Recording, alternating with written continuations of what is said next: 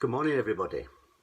I guess you can't have helped but notice over the last few weeks that there does seem to be a lot of rainbows about in people's windows, banners on public buildings or offices, etc., saying things like thanking the NHS, stay safe, stay at home.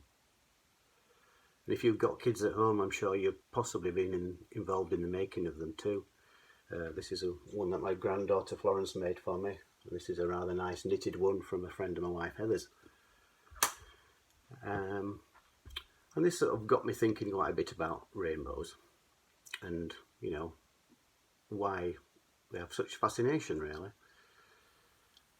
Just a few little quirky facts about rainbows for those of you that like those things. I know Johnny does, and I know Holly does, for instance. I'll show us a few more. Right, the world's longest lasting rainbow was actually here in Yorkshire. God's own country, indeed. Sheffield, to be exact. It started at 9 AM through to 3 PM on March the 14th, 1994. Another interesting fact, Hawaii has the most frequently occurring rainbows of anywhere on Earth. So, not a bad place to go and visit if you want to see a few rainbows. According to Greek mythology, the rainbow is a bridge between heaven and earth. And it's generally agreed that there are 7 colours in the rainbow.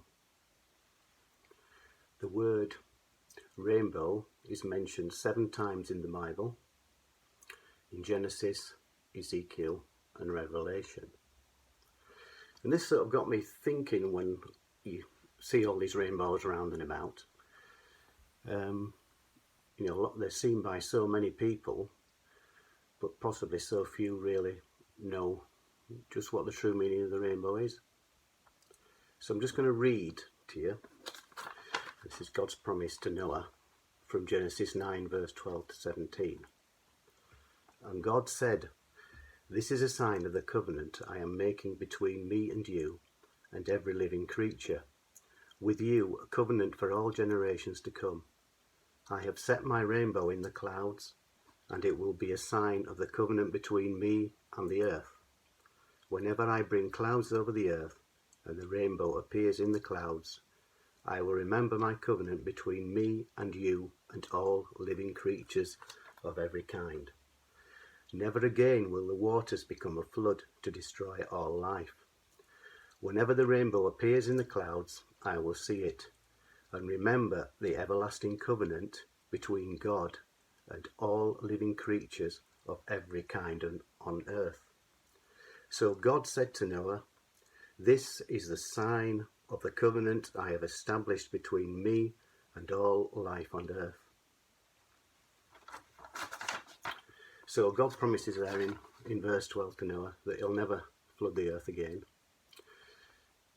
In verse 13, I was reading the commentary and it suggested that the rainbow is symbolic. It's like a bow and arrow held in the hand.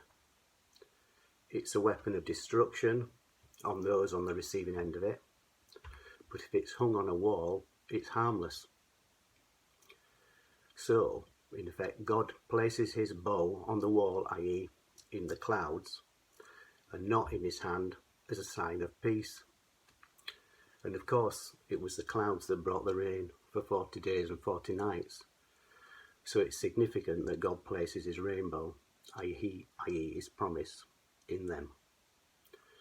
Verse 15 and 16, God says, "When the rainbow appears, he will remember his promise not to ever flood and destroy the world again." So it's interesting that he says he'll remember. It's almost like he's given us like a double reassurance there by saying, "I will remember twice, never to flood the earth again."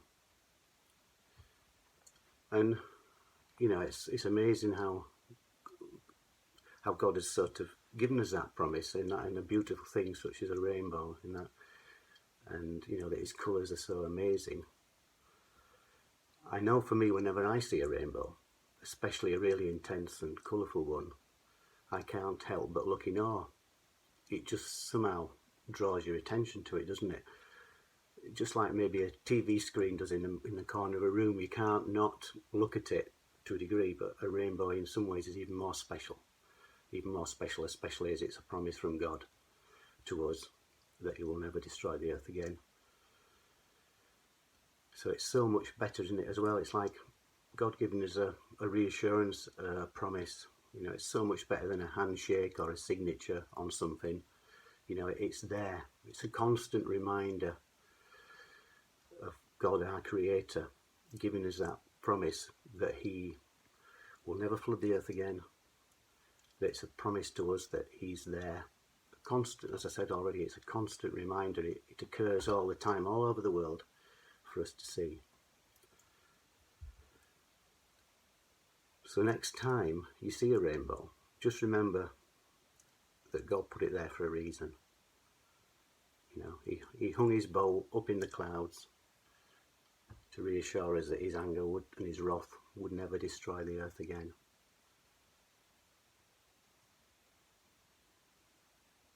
So I just wish you a good day and hope that you have a great day and a great weekend coming up too. And really do look forward to seeing everybody before too long.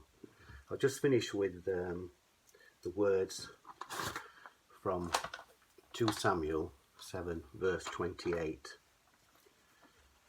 Sovereign Lord, you are God. Your covenant is trustworthy, and you have promised these good things to all your servants. God bless.